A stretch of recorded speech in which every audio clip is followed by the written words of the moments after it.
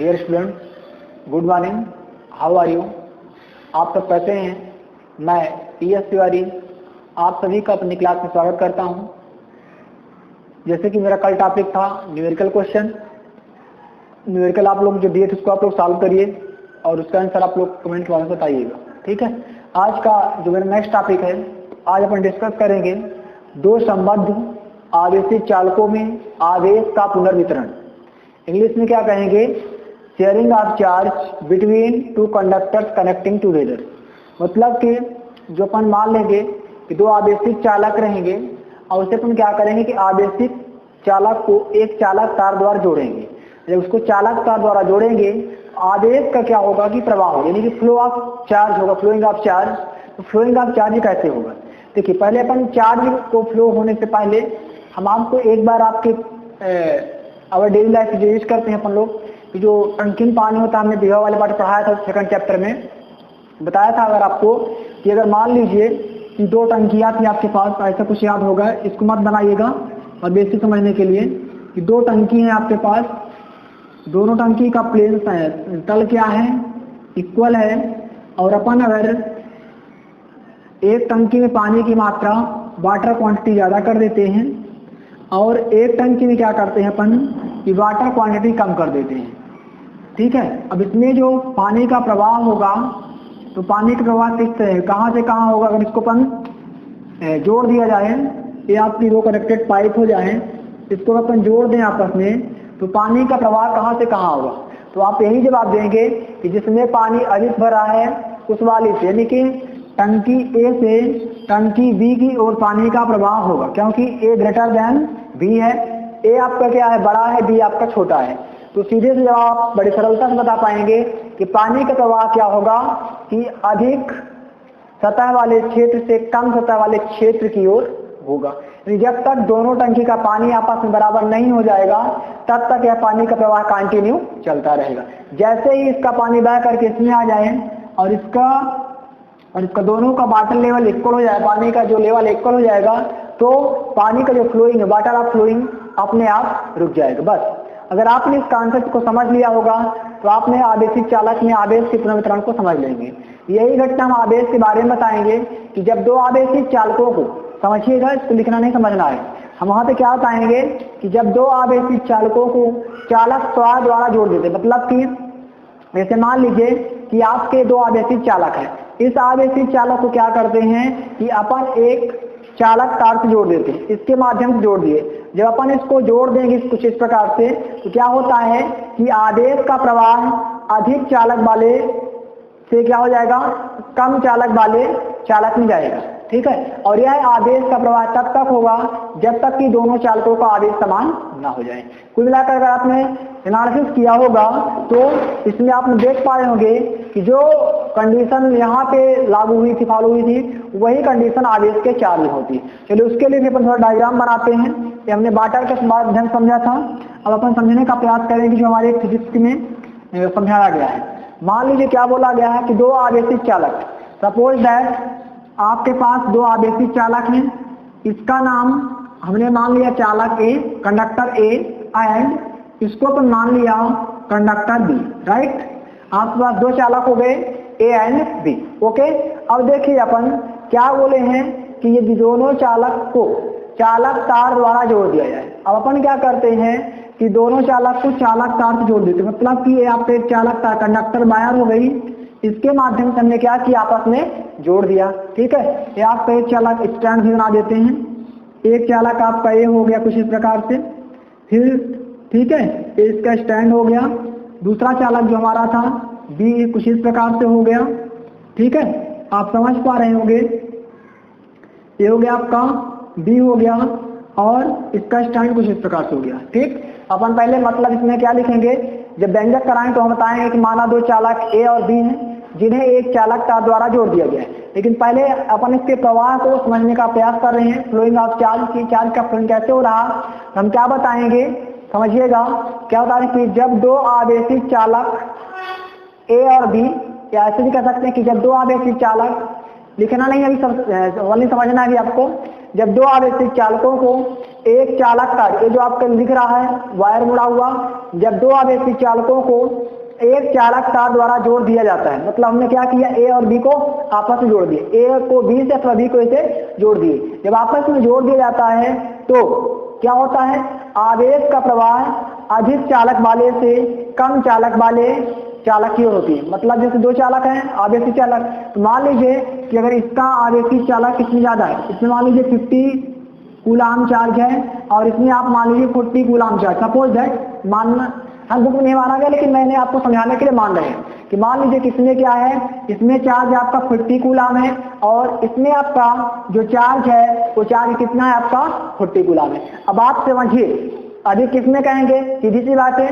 कि जिसमें 50 coulomb charge जो है मोर देन होगा, जिसमें 40 कूलाम चार्ज है वह आपका लेस देन होगा। हम क्या बता रहे हैं कि जब दो आवेशी चालकों को चालक तार द्वारा जोड़ दिया जाता है तो आवेश का प्रवाह अधिक चालक वाले चालक से कम चालक वाले की ओर होता है। तो सीधा सा फंडा समझ गए होंगे कि ए में चार्ज अधिक है 50 कूलाम, बी में चार्ज कम है, तो आप ही बताइए कि आवेश का प्रवाह कहां से कहां होगा। तो आप आसान शब्दों में कह सकते हैं कि आवेश का प्रवाह अधिक है यानी ए से बी की ओर होगा। और कब तक होगा, यह प्रवाह तब तक जारी रहता है जब तक कि दोनों का आवेश समान ना हो जाए। अब अगर इसको एग्जाम्पल के माध्यम से समझे तो यहाँ 40 था और जो आवेश समान हुआ मतलब यहाँ पे 5 घट जाएगा, यहाँ 5 बढ़ जाएगा, दोनों का क्या होगा 45 यानी कि आवेश समान हो जाएगा। बुक में नहीं है बट हमने आपको समझाने के लिए इसको माना क्वांटिटी को, बुक में ओनली फिगर बनाया। अब देखिए एक बात मैं रिपीट कर रहे हैं, बहुत इजी थ्योरी क्या बताएंगे कि जब दो आवेशित चालकों को एक चालक तार द्वारा जोड़ दिया जाता है तो आवेश का प्रवाह अधिक आवेश वाले से कम आवेश वाले चालक की ओर होता है और यह प्रवाह तब तक होता है जब तक कि दोनों चालकों का आवेश समान ना हो जाए। समझ गए, कॉन्सेप्ट समझ में आया? नहीं आया तो हमने बता दिया कि दो चालक ए और बी हैं, थोड़ा सा मैथमेटिकल समझा रहे हैं। हमने ए को मान लीजिए कितना चार्ज दिया 50 कूलाम, बी को हमने कितना दिया 40 कूलाम चार्ज। ओके, अब देखेंगे कि क्लियर हो गया, क्लियर बैठ है कि 50 कूलाम इसमें ज्यादा है इसमें कम है, इसमें मोर देन इसमें लेस देन। तो जो हमारा चार्ज फ्लो होगा तो ए से बी की ओर होगा। क्यों, वाई? तो आप क्या जवाब देंगे, बिकॉज 50 कूलाम इधर 40 इधर है, इधर से हम इसको इधर प्रवाहित वो अपने आप ऑलरेडी होगा क्योंकि मैक्सिमम है। और कब तक होगा, जब तक कि दोनों चालकों का आवेश बराबर ना हो जाए।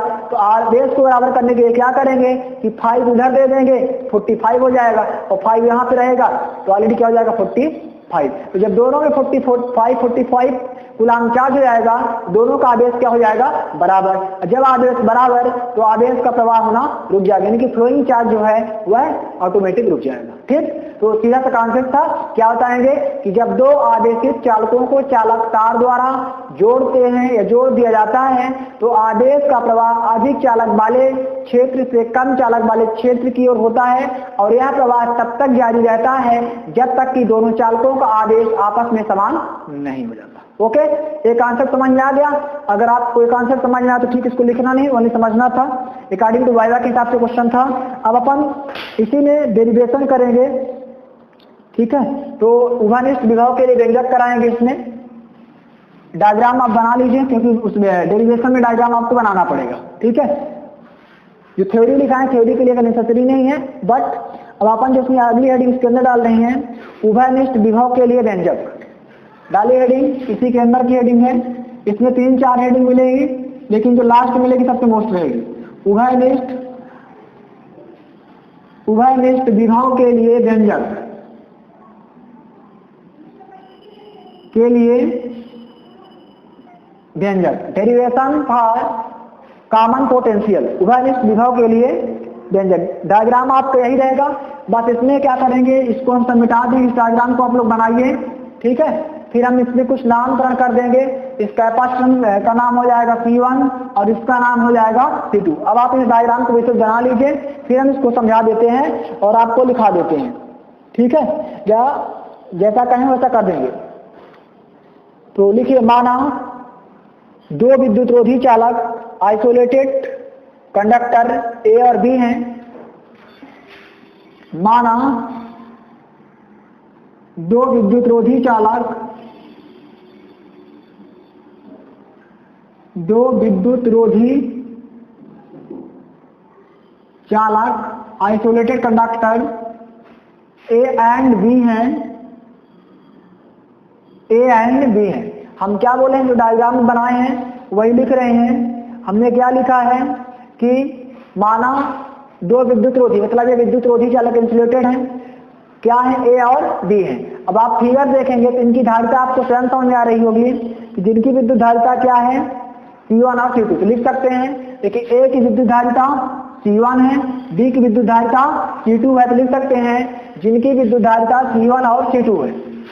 क्या लिखेंगे, जिनकी विद्युत धारिता इलेक्ट्रिकल कैपेसिटेंस,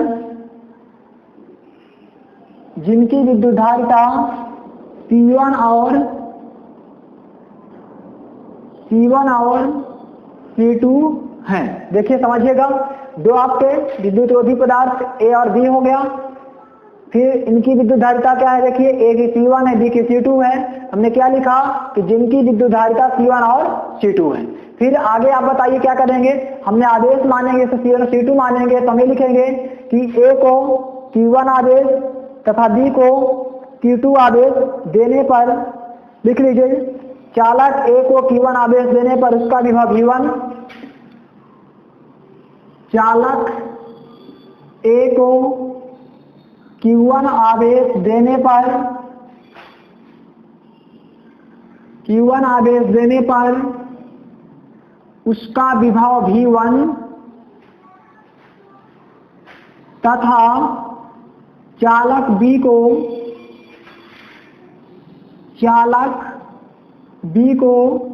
Q2 आवेश, Q2 चार्ज आवेश देने पर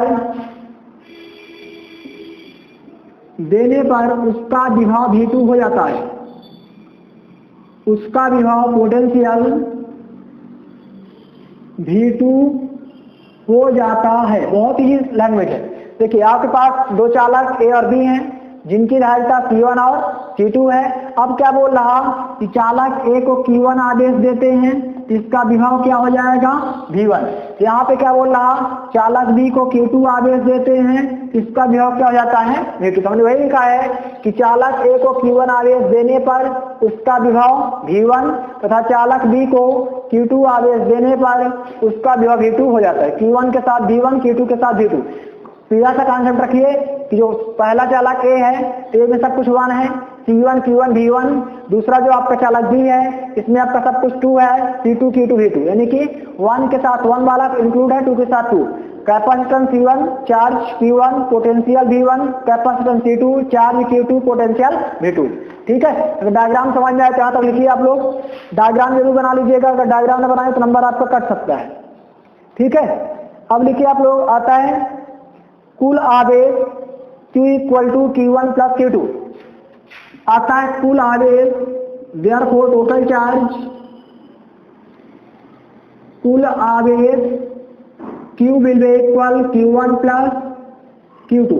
मतलब जो हम लोग कल पढ़े थे, जब टोटल चार्ज निकालते हैं तो क्या करेंगे, दोनों को आपस में जोड़ देंगे। क्योंकि इसका आवेश Q1 है, इसका आवेश Q2 है। अब टोटल निकालेंगे कुल, तो टोटल में क्या करेंगे, दोनों को जोड़ देते हैं। ठीक है, तो अब आप लोग लिखिए, परंतु Q1 इक्वल टू, इस थ्योरी को मिटा देते हैं, अब मैथमेटिकल चलेगा आपका।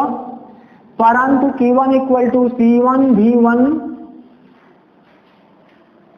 परंतु Q1 equal to C1 V1 तथा Q2 equal to C2 V2। हमारा फार्मूला क्या लास्ट में निर्धारित हुआ था, Q equal to Q1 plus Q2। फिर लिखिए, इसको समीकरण 1 मान लीजिए आप लोग। फिर लिखिए, परंतु Q1 equal to C1 V1 और Q2 equal to C2 V2। ये आपने कल भी माना था। देखिए ऐसा क्यों हो रहा, क्योंकि आपको पता है कि जो हमारा फार्मूला होता है तो Q इक्वल टू क्या होता है, C V। कैसे होता है, क्योंकि C इक्वल टू क्या होता है आपका, Q अपान V होता है। तो दिस इंप्लाइज क्रॉस मल्टीप्लिकेशन करने से आपको फार्मूला डिराइव हो जाएगा।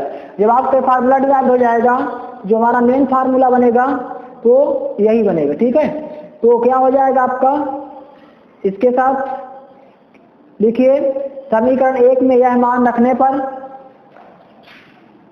समीकरण एक में यह मान रखने पर समीकरण एक में मान रख दीजिए तो क्या हो जाएगा, Q equal to C1V1 plus C2V2। समीकरण एक में मान रख देंगे तो क्या हो जाएगा, C1V1 प्लस C2V2। ठीक है, तथा दोनों चालकों की कुल धारिता C इक्वल टू, तथा दोनों चालकों की, थ्योरेटिकल है बट इजी है, दोनों चालकों की कुल धारिता टोटल कैपेसिटेंस, कुल धारिता टोटल कैपेसिटेंस क्या हो जाएगा, C equal to C1 plus C2। समझिएगा, पहले हमने क्या निकाला, टोटल चार्ज निकाला। टोटल चार्ज क्या निकला आपका, टोटल चार्ज आपका निकला Q1 प्लस Q2। फिर हमने क्या निकाला, Q1V1 का मान रखा तो आपका क्या निकल गया, Q equal to C1V1 plus C2V2। फिर हमने दोनों चालकों की धारिता निकाली, C इक्वल टू क्या हो गया, C1 प्लस C2। अब लिखिए, माना दोनों चालकों को जोड़ने पर उनका उभयनिष्ठ विभव भी हो जाता है। क्या लिख दे, माना दोनों चालकों को जोड़ने पर, दोनों चालकों को जोड़ने पर उसका उभयनिष्ठ विभव, उसका उभयनिष्ठ विभव भी हो जाता है। देखिए, हमने जो डायग्राम समझाया था, ये तार नियमानुसार जोड़ना चाहिए, लेकिन हमने शुरू में क्यों जोड़ा था, क्योंकि हमने आपको आदेश को, प्रवाह को समझाया था। तो यहाँ जो स्टेटमेंट अभी लिख रहे हैं तो क्या बोल रहा है कि दोनों चालकों को जोड़ने पर उसका उभयनिष्ठ विभव, यानी कि अब इसको जोड़ देंगे तो विभव V1 और V2 था तो किस में बदल जाएगा, V में। तो आपको एक ही डायग्राम बनाना है, बार बार नहीं बनाना है। हमने थ्योरी पहले भी समझाया, पुनः मिटा के समझा दिया। ठीक है, तो जब जोड़ देंगे जो विभव आपका V1 V2 था तो क्या हो जाएगा कि माना दोनों चालकों को जोड़ने पर उसका जो उभयनिष्ठ विभव क्या हो जाता है, V। यानी कि जो उसका कॉमन पोटेंशियल होगा तो कॉमन पोटेंशियल क्या हो जाएगा, V हो जाएगा। अब इसके आगे अपन क्या करेंगे, अतः सूत्र Q इक्वल टू CV से, अतः सूत्र Q इक्वल टू CV से जो आपका फार्मूला होता है, अभी हमने बताया था कि C इक्वल टू क्या होता है, Q अपान V होता है। जब इसका पीरियड गुणा कर देंगे, क्रॉस मल्टीप्लीकेशन, तो Q इक्वल टू क्या बन जाएगा, CV। तो सूत्र Q इक्वल टू CV से, Q इक्वल टू CV से। तो अब आप क्या करेंगे, जब Q इक्वल टू CV हुआ तो यहाँ पे जो फार्मूला आपका है तो Q इक्वल टू क्या था, Q1 प्लस Q2 था।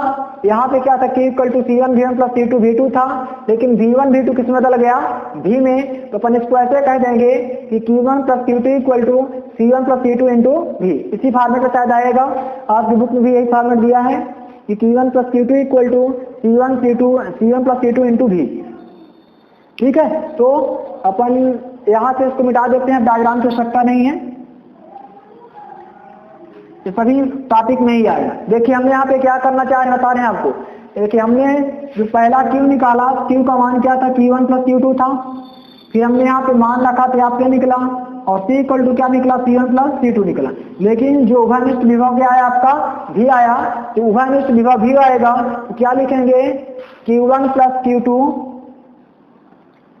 Q1 plus Q2 will be equal C1 plus C2 into V। अब आपके मन में क्वेश्चन आएगा कि कहाँ से आ गया। देखिए, आपको हम बता रहे हैं कि जो आपका Q इक्वल टू क्या, C1V1 प्लस C2V2 है। तो V1 और V2 यहाँ पे किसके इक्वल हो गया, V के। यानी कि V1 के स्थान पे क्या रख देंगे, V, और V2 के स्थान में क्या रख देंगे, V। यानी कि अगर इसको अधिक समझने का प्रयास करेंगे तो ऐसे स्थान में आएगा, लिखिएगा नहीं, Q1 plus Q2 equal to C1V plus C2V आएगा। तो Q1 plus Q2 equal to C1 plus C2, यहाँ से V क्या हो जाएगा, कॉमन। यानी हम बार बार बता रहे हैं कि यहाँ V1 बराबर V, V2 बराबर V मान लिए हैं, इसलिए इसको इस फॉर्म में सॉल्व करें तो आपका आ जाएगा। हमने इस चीज को डायरेक्ट कर दिया है, दो लाइन हमने नहीं किया है। ठीक है, अगर आप करना चाहें तो कर भी सकते हैं, इसमें कोई डाउट की बात नहीं है। अब आप जब यहाँ से V का मान निकालेंगे, इसको लिख दें क्या, चलिए लिख लीजिए, आप लोग लिखना चाहें तो। ठीक है, तो आपका इस फॉर्म से आ जाएगा। अब आप बताइए कि यहाँ से अपन अगर V का मान निकालेंगे, तो अगर V का मान निकालेंगे तो वैल्यू आपकी C1 प्लस C2 है, कहाँ चली जाएगी आपकी, तो रख लीजिए वैल्यू तो हो जाएगा आपका this implies V equal to Q1 plus Q2 और अपान C1 प्लस Q2 इसके बटे ए वैल्यू बटे में आ जाएगी, तो क्या हो जाएगी C1 प्लस C2, राइट। समझ पा रहे हैं। अब देखिए जो आपकी Q1 Q2 की वैल्यू इसकी भी हमने निकाला था, तो Q1 की वैल्यू क्या निकाले हैं आप, यहाँ पे Q1 की वैल्यू क्या C1 V1 और Q2 की वैल्यू क्या है C2 V2। इस वैल्यू को भी अपन पुनः रख देंगे तो आपकी वैल्यू आ जाएगी। तो क्या हो जाएगा, this implies V equal to C1 V1 plus C2 V2 upon क्या हो जाएगा C1 प्लस C2। समझ पा रहे हैं। हमने बार बार बोल रहे हैं कि जो आपका Q1 का मान क्या है C1 V1, Q2 का मान C2 V2, तो Q1 के स्थान पर रख दिया C1 V1, Q2 के स्थान पर C2 V2। आप चाहें तो इस वैल्यू को डायरेक्ट भी कर सकते हैं, ठीक है, इसमें कोई डाउट नहीं है। तो आपका ये आंसर एक आ गया। देखिए यही उभयनिष्ठ विभव के लिए व्यंजक है। ये कई बार ऑब्जेक्टिव में आया है कि उभयनिष्ठ विभव का फार्मूला क्या होता है, लिख लीजिए, यही उभयनिष्ठ विभव के लिए व्यंजक है।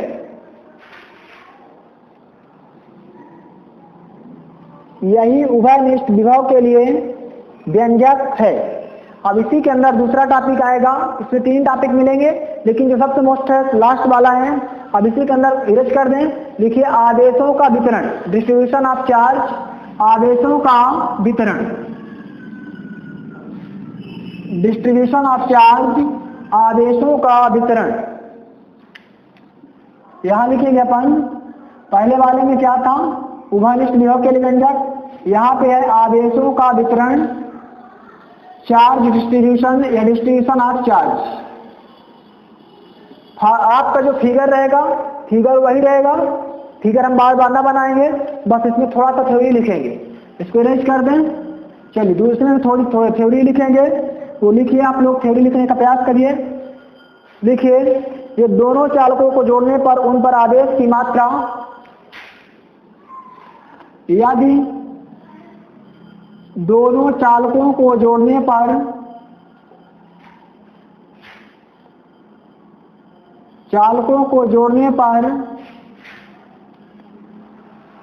आदेश की मात्रा Q1 तथा Q2 हो तो पर आदेश की मात्रा Q1 तथा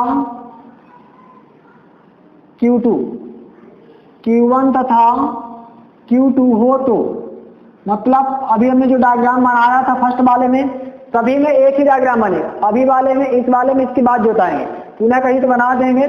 यहाँ बोल रहा कि यदि चालक, यहाँ पे एक चालक हो गया A और A चालक हो गया B, ये दोनों का स्टैंड हो गया, जैसे पहले बनाए थे कुछ इस प्रकार से था, अगर आपको याद होगा तो A बन गया, ये आपको पुनः डायग्राम क्लियर हो गया। तो क्या बोल रहा कि दोनों चालकों को जोड़ने पर, यानी कि पुनः इसको जोड़ देते हैं, एक चालक था इसको हमने जोड़ दिया, जोड़ने पर क्या लिखा है कि आवेश की मात्रा, चार्ज क्वांटिटी है, इसकी क्या माने थे Q1, इसकी क्या माने थे Q2, ठीक है। इस वाले हमने कैपिटल लेते, इसमें स्मॉल ऐसा कुछ भी नहीं है, आप चाहें तो कैपिटल भी लिख सकते हैं। तो ये आवेश की मात्रा Q1 Q2 हो तो Q1 इक्वल टू C1 भी, Q1 इक्वल टू C1 भी। अब देखिए लास्ट में अपन V का मान कुछ निकाला था, याद है क्या, जैसे इसके पहले बार में देखिए V का मान हम लोग निकाले थे C1 V1 प्लस, यहाँ तो लिख देंगे साइड में कहीं, तो V इक्वल टू हमने क्या निकाला था C1 V1 plus C2 V2 upon C1 plus C2। ये भी हम जस्ट उभयनिष्ठ विभव के लिए व्यंजक निकाला था। तो Q1 इक्वल टू क्या हो गया, C1 V1 हो गया। तो यहाँ से आप क्या करिए, V का मान रख दीजिए, तो Q1 इक्वल टू क्या हो जाएगा C1, V का मान उभयनिष्ठ विभव वाला जो भी जस्ट पहले निकाले थे उस वैल्यू को अपन यहाँ पे रख देंगे। तो रखिए तो क्या हो जाएगा, C1 इंटू V का मान रख दीजिए, C1 V1 plus C2 V2 upon C1 plus C2, ठीक। ये कहाँ से आया, इस V का मान है जो कि हमने इस टॉपिक के पहले जस्ट हमने इधर साइड में भी निकाला था, आपको याद होगा कि उभयनिष्ठ विभव के लिए क्या होता है, V equal to C1 V1 plus C2 V2 upon C1 plus C2 होता है, ठीक है। अब इसी के आगे अपन लिखेंगे Q2 बराबर C2 V2 और Q2 इक्वल टू क्या हो जाएगा, Q1 equal to C1 V1 और Q2 के साथ क्या हो जाएगा C2 V2, सेम है, बस वहाँ C1 था यहाँ C2 बाकी भी रहेगा। तो this implies Q2 equal to C2 और V का मान पुनः वही रखेंगे अपन, तो क्या हो जाएगा C1 V1 plus C2 V2 upon C1 plus C2, right. इसका भी आपका सेम चार्ज आ गया। अब अपन देखिए क्या करेंगे, इसको डिवाइड कर देंगे तो आपका आंसर आ जाएगा। देखिए इसको क्या कर सकते हैं अपन, समीकरण को कुछ नहीं माने थे ना, आप लोग मान सकते हैं, हमने नहीं माना था। हम इसको समीकरण 1 मानते हैं, इसको समीकरण 2 मानते हैं। लिखिए समीकरण 1 में समीकरण 2, समीकरण 1 में समीकरण 2 का भाग करने पर, यानी कि भाग कर देंगे तो लिख लीजिए समीकरण 1 और 2 से, समीकरण 1 और 2 से, समीकरण 1 और 2 से डिवाइड कर देंगे तो भाग सबसे बनता होगा सम से, तो क्या आ जाएगा डिवाइड करने पर बताइए। बस डिवाइड कर दीजिए तो आपको कुछ वैल्यू बढ़ जाएगी, कुछ वैल्यू बचेगी। 1 और 2 अगर डिवाइड करेंगे तो सब कुछ कट जाएगा, आपके पास सिर्फ क्या बचेगा Q1 upon Q2 equal to C1 upon C2। रखना चाहे तो रख सकते हैं। समीकरण 1 आप कहे हैं, 2 आप कहे हैं, तो इसमें क्या है Q1 upon left right upon right, Q1 upon Q2 equal to, इसका पार्ट हो जाएगा आपका C1 into C1 V1 plus C2 V2 upon C1 plus C2, फिर अपान Q2 का वाला पार्ट रखिए तो क्या हो जाएगा C2 into C1 V1 plus C2 V2 upon C1 plus C2। तो यहाँ से दिस कैंसिल सेम है, तो आपके पास लास्ट वैल्यू क्या बचेगी, लास्ट वैल्यू क्या बचेगी आपके पास कि Q1 upon Q2 equal to C1 upon C2। इस प्रकार से हमारा जो चार्ज डिस्ट्रीब्यूशन का फार्मूला होगा ये हो जाएगा समीकरण नंबर 3। नोट करिए इसको, समीकरण नंबर 3 ये हमारा चार्ज डिस्ट्रीब्यूशन का फार्मूला हो जाएगा, आवेशों वितरण के लिए सूत्र।